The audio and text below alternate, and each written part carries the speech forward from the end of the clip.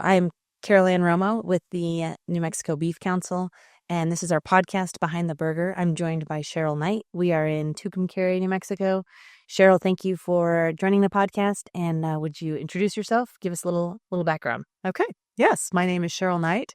We have been in Tucumcari since 2006. I've been involved in ranching since I was born. I grew up on a ranch in northwest New Mexico, and so I am involved in agriculture. We also have several other businesses that we do. So I involved in lots of things. Awesome, awesome. And what about the family history of the ranching? I know it's a generational thing for you guys. Kind of walk me through that Okay. generation. Like I said, born and raised on a ranch. My dad actually purchased the ranch that he started out on from my grandpa. My grandpa never really actually ranched, or ran it as a ranch, but he did purchase it. My dad purchased it from him, married my mom, and they continued the ranch up in Lindrith, New Mexico, which is northwest New Mexico in Rio Arriba County. My sister and I were both born and raised on that ranch. That's where Justin and I went back to when we got our degrees from college in Lindrith, and that's where both of my boys were born and started out on that ranch. So that's kind of how that all got started. And then we sold that ranch and moved here. My dad was eager for warmer climates. Lindrith holds some records for the lowest temperatures in New Mexico. And it's also got lots of elk and deer. So he was just kind of looking for some different country that he didn't have to contend with all of that. And we moved here in 2006 and have been ranching in the Quay Valley ever since. Both of our boys have been very involved. My sister's involved. Justin and I are involved. My dad's been involved. Mom was involved too until she passed away in 2021. So it's definitely a family business. Awesome, awesome. And you mentioned your boys too. I think that's an interesting thing too that they're both in the ranching industry too in some ways, right? Yes. So our oldest is on a ranch in Arizona. Absolutely loves it. It's the RO. It's a very historical ranch and kind of living his dream life right now. We hope, and I think he does too at some point, he'll come back to the ranch. Our youngest is also pursuing dreams. He's a pilot. So he's in South Carolina right now pursuing his pilot dreams. But both of them love to come home. They're both very involved when we do our spring works and branding. And anytime that we need them or they're available to it, they love to do it. They grew up through years of high school. As soon as they were able to make money doing it, they have both been very involved in day working, cowboying all across this part of the state, and have really made a name for themselves. They're both awesome cowhands. That's awesome. Awesome to see that next generation, right? Yes. Of cowboys. So what's the most rewarding part of being a rancher? So I would say at this stage, probably seeing the babies born. I mean, there are so many things that are rewarding for a rancher, and as so many people don't understand how much goes into ranching, but this is where we see the fruits of our labor. This time of year is my favorite, to see the babies on the ground, to see how Mother Nature takes care of itself, to see the cyclical part of what we do. I know a lot of ranchers aren't cow-calf operators, so they don't ever see the babies, but that's my favorite thing. That is probably the most rewarding to me. But there's so many other aspects of it too. I mean, it is definitely family time. Even when we were more involved with the farm, the boys were still showing cattle. And so we've always been very involved with that. We've always been involved with the ranch, even when Justin and I weren't living here on the ranch. Just always loved to do it. It's like coming home to be a part of that. That's awesome.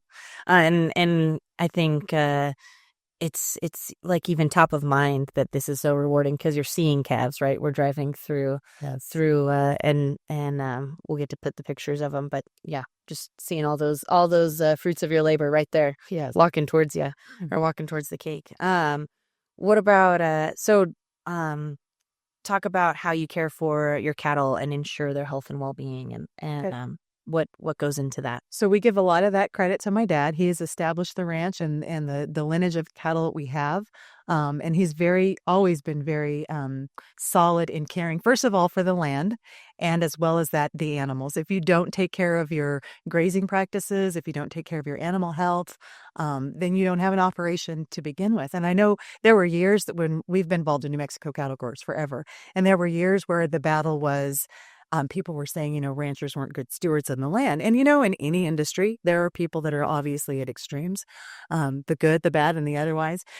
But to be able to sustain a longevity in your ranching, to be able to see the fruits of your labor, you have to care for the land and the animals. And so he's always made it a priority to put that first. Care for what does the environment look like? What do the grazing practices look like? What are we doing with the water? What are we doing with the grass?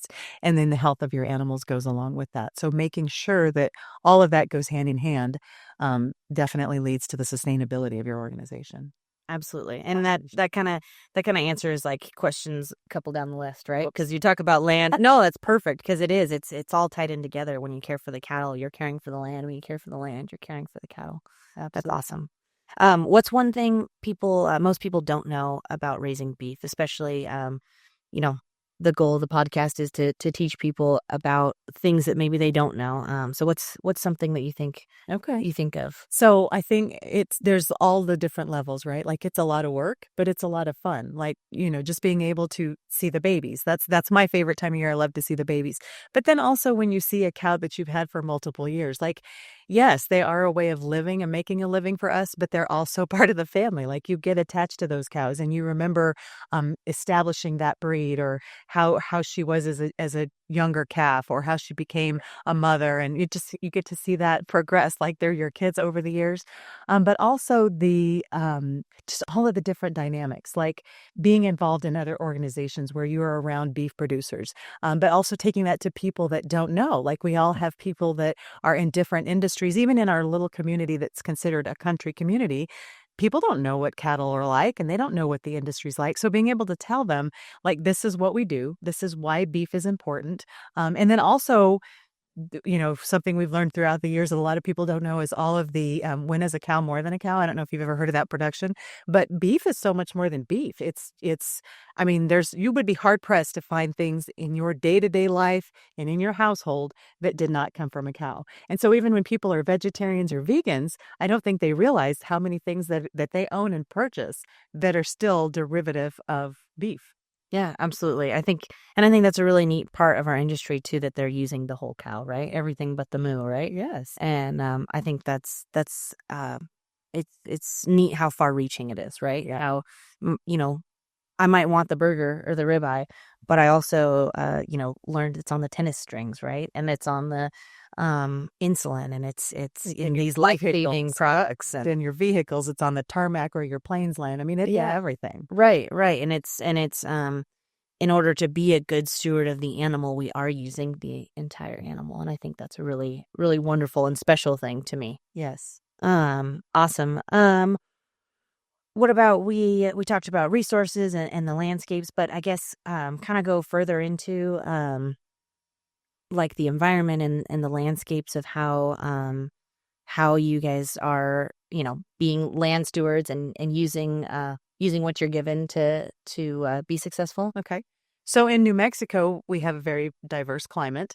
So we, on the ranch that we're on, have had part of it we call the mesa, and has been very limited in our uses of it. The grass is great up there, but there wasn't a lot of water traps. And we haven't had rain a lot since in the last 20 years that we've been here. So you always have to be thinking outside of the box. Like, what can we do to make this better? So we invested in a water project that it basically hugely expanded our capacity to keep cattle up there. And so you constantly think about the rotation of your land. Like, are you concentrating your grazing in one area? What does that area look like? My dad has been very involved in the clipping process so that you can see what the forage is, how you're grazing that, what the health of it is. So just being aware of those things, and when it's time to move the cattle to a different pasture, being able to do that. When it's time to take them up on the mesa, now that we have water up there, it gives us a lot more flexibility for more months out of the year. But just knowing that there's more to that. And then also, what is the longevity of your water? There's places in New Mexico that are very limited on water resources. There's places in Texas and Arizona. So you just have to be familiar with what your resources are and how you're best serving the land as well as the animals to do that. Are you supplementing with cakes and minerals? And what are those cakes and minerals? And what kind of things drives the cattle to eat grasses that they might not normally eat? So you're using all of the resources available to you, but not depleting anything, not overusing anything, so that you are good stewards of the land, but also good stewards of your cattle's health. Absolutely. I think yeah, there's so many facets. It's really interesting. Thank you. What is the biggest challenge you face in your operation, or maybe just one that's top of mind right now? Or So again, because we've been involved in cattle growers for so long, I was talking to somebody recently, actually at a cattle growers event, that said, "Doesn't it ever feel like the beef industry or the different organizations are constantly playing on people's emotions? Like this is what the wolf at the door." But what a lot of people don't realize is there really are always wolves at the door. Like whether we have an actual wolf in our area of the state, there's always something that we have to contend with. And so just being a step ahead of that, people don't realize how much time that takes, how many resources, being in Santa Fe for the legislative session, so that people across the state know that when you shut one of these areas down, that doesn't only affect your beef producers, but that can affect your whole state economy. So just, I mean, all of the issues, water issues, private property, public lands use, endangered species, all of the different things that affect what we do on a day-to-day basis, we have to be involved with. And I know years ago, my dad had a conversation with a rancher that said, "I don't want to do that." Ranchers by nature want to be left alone. They enjoy not all of them, but they enjoy the peace and quiet and solitude. And he said, "I don't want to do that." And my dad said, "Don't be alarmed when you're the first ranch they come for, because there are people out there, believe it or not, across the nation and across the world, that are coming for our land. It's an ongoing battle to keep our land. And so you have to not shut the door and shut the gate and stay secluded if you want to continue doing what you do." So being involved in all of these organizations, the Beef Council, New Mexico Cattle Growers, Cowbells, Farm Bureau, I mean, there's so many things, Public Land Council, that you can have an active voice in, so that you're protecting not only your ranch for yourself, but for future generations, because all of these issues are sometimes the wolves at the door. So sometimes it's not just the health of your cattle and the environment and the drought and all the things that we can't control, but beyond that, there's political issues. So it's a lot to continue keeping up with, but we love what we do, so we keep doing it. That's awesome. What do you think is your favorite part of the industry? Oh gosh, there's so many things in the industry. Number one, being blessed to get to do this. Like when you have people that come to the ranch, and we're blessed because we have a beautiful mesa here. People always say, "Gosh, this is gorgeous. It's beautiful out here." So being blessed with getting to live out in the wide open spaces and have this that we treasure, we don't take it for granted. But in addition to that, the people that we get to interact with, people that aren't familiar with the ag background that we're trying to educate what it is, they're a blessing too. They're families and people that live in communities that don't get to experience that. So getting to educate them and make them aware of what we do, and then also the family of the people that are involved in the industry, whether you're a producer or you're just a supporter of ranching and producing, cow-calf operations, feeder operations, yearling operations, whatever your business is or your passion is, just those people have similar frame of mind. They're usually family-oriented. They're usually America, pro our constitutional rights. I mean, it's just, but you sometimes, get a bad rap for being that way, because in some people's minds, that's old school and old world. But again, the beef industry is essential to our way of life, and not just our way of life, but lots of people's living. They just don't realize how far reaching that is. So just getting to be around like-minded people that are all involved in keeping America going and keeping production ag in America.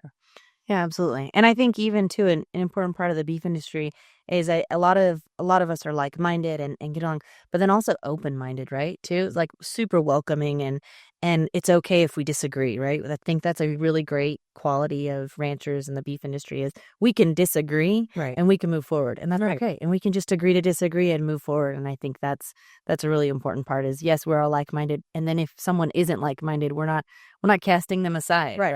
right? That's okay. Exactly. We appreciate that. So I And you're think, gonna have that, like, you at should. all of these conventions, you have conversations where people are on a different side of the fence than you are, but to get to have that conversation where you try to have them see your perspective, you can listen to their perspective, and then at the end of the day, the band plays and you dance and you have a good time, and probably for me, the social life is a big deal. I love the conventions and the meetings and not just New Mexico, but, getting to go to the Meat Export Federation, just all of those things on a New Mexico level as well as a national level, and I know there's even the international level, But there's so many walks of life that are drawn to production ag that they're fun to get to interact with. They're fun to get to know and to get to hear their stories. Oh, absolutely. Absolutely. It is far reaching just yeah, so interesting. Okay, what about what so why do you do what you do, right? So we talked about the challenges and the wolves and everything. So there's tons of challenges, but why do you keep doing it? So I was telling Carol Ann earlier that when I graduated high school, I grew up on the ranch in New Mexico, in northern New Mexico. And when I graduated, you grew up in a small town. We were in the saddle from the time we were old enough to sit on a horse. And so people would say when I had the boys, why don't you ever ride? Well, I grew up riding, but then like it was just time to put them in the saddle and to be the mom that came back and had dinner ready or lunch ready and got them out of the saddle. So when I graduated high school, I said that I was never going to marry a cowboy. I was never going back to the ranch in Lindrith. And my other one was a teacher, and God laughed, and I did all three.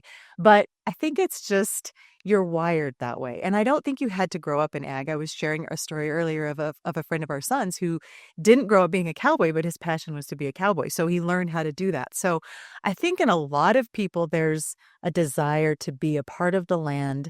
I mean, you think about all of our ancestors, right? They came from smaller backgrounds and from more rural communities. Not all of them, but a lot of them had that. Whether you have Native American genes or whatever, you had that love for the land. And so I think even when you are a rebellious teenager and you're ready to get away from it, I was going to be a lawyer and go to New York. But I got my first degree in ag econ, and then my master's degree was in education, so I taught English. But I think it's just a passion that you have. And so when it's a passion that you have and you believe in the land and you believe in the animals and you believe that somebody needs to fight hard to be able to continue taking care of the land and the animals, then it's not so hard to see why that's a passion for you and why you do what you do. And yeah, I mean, I wish all cattle producers and lamb producers and every farmer and rancher and whatever you do realized how important it is to stay involved in public issues and political issues. No, nobody loves that. I mean, I shouldn't say nobody, but we continue to stay involved in that because we believe in the lifestyle that we have and the values of farming and ranching and all of those things that we can pass on to our kids, as well as provide enough resources and a healthy enough operation to pass on to the next generation. Whether my boys live here now or not, I'm hoping at some point they'll come back and we'll have a thriving production operation to continue passing on to them. Awesome. It's I think beautiful to hear about the passion and the family legacy and all of that. And I agree. I think it a lot of ways it's born into you or it's created that you just love it, and you love the horses and love the livestock. I know. Yeah, we're sort of ag adjacent, right? As working in an office, but it's still just it's so romantic to me to be a part of it and such a special thing to that this is my job. Well, they say when you find what you love to do, you'll never work another day in your life, whether you're paid or not paid, when you love what you're doing. And that's how we feel about it. I mean, we've always had to do outside things to keep the ranch going. I always call it supplementing the ranch income. Justin's had Young Insurance. He's an appraiser. I've had a Mary Kay business for years. And now we do health sharing for people that, and so many people in our industry can't afford health care because they are independent operators and they are trying to keep the ranch going. But we've become involved with an organization that provides affordable health care for people. So that helps me supplement my ranch income, keeps the ranch going, but it also can help other people that can't afford astronomical healthcare prices. So Yeah. you do what you can to keep the outfit going. Yeah, that's awesome. I think it's special and it's all, community centric. So what's your favorite thing that the checkoff's doing or the beef council's doing? Or maybe something you heard we're starting to, what's kind of your favorite right now? It's so impressive with all of the things that the Beef Council is doing and that our checkoff dollar does. It breaks my heart to think that there are people that are opting out of it because I really feel like most people that opt out of it do that because they don't understand how important this checkoff dollar is.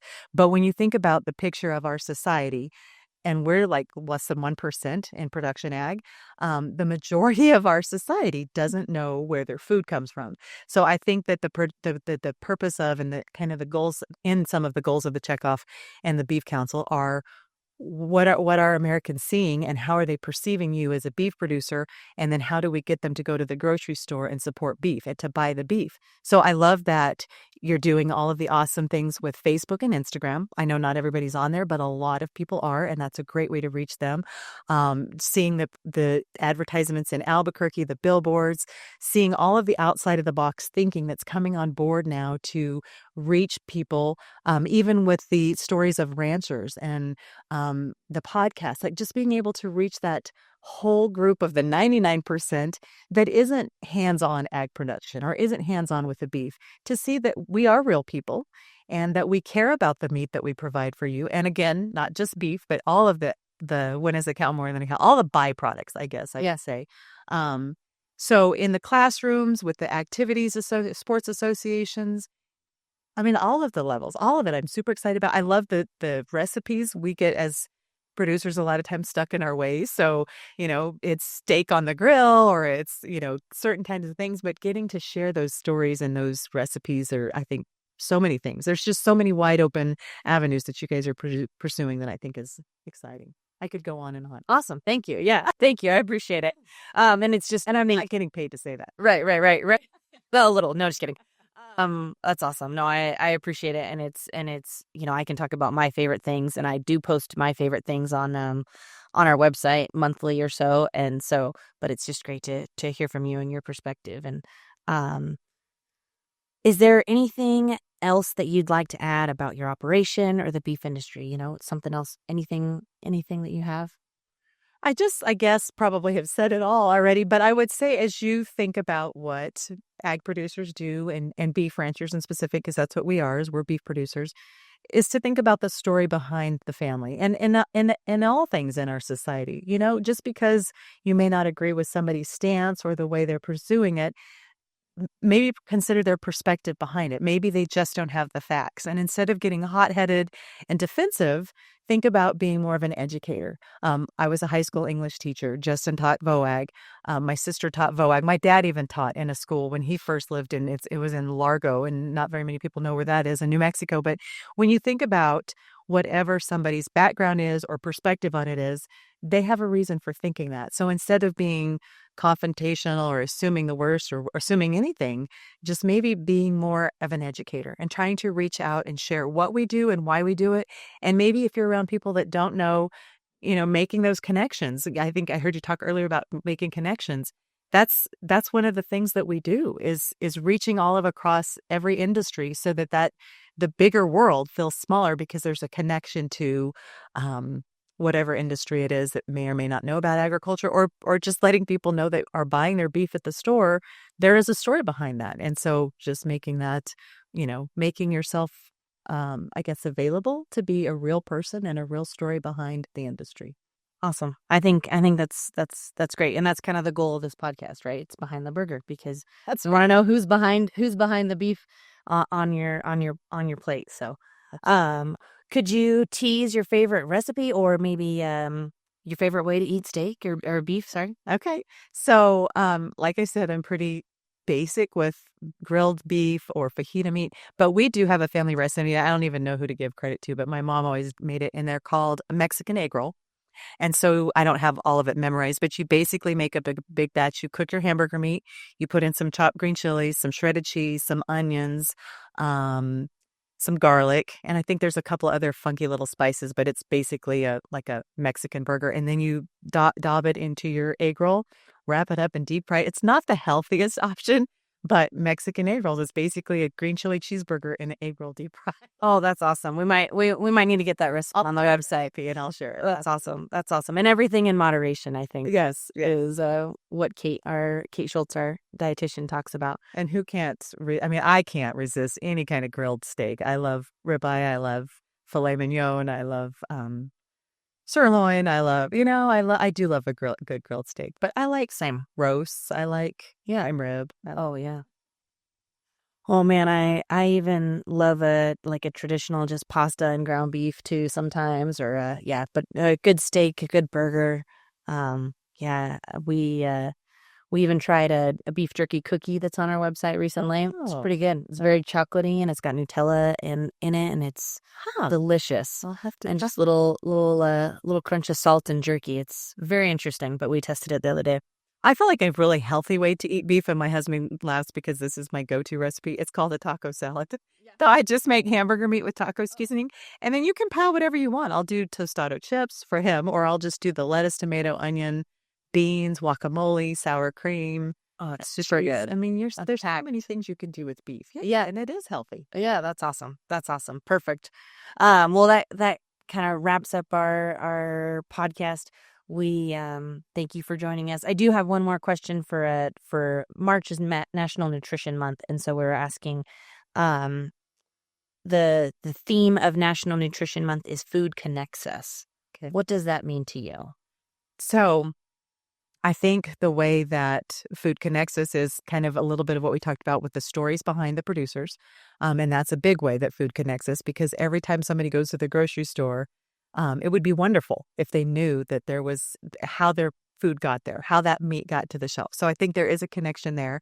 But then I think too about sitting around the table. Like a lot of times meetings are around a luncheon or around a dinner, because that's just a way that people are connection. A lot of church activities happen around a meal, because the meal is and traditionally, I think in the history of especially the US, that's where a lot of things happened. Like you might be busy and you might have life, but I know a lot of families strive now to get back to the dinner table. Turn your phones off, turn your devices off, and just sit at the dinner table and have a conversation.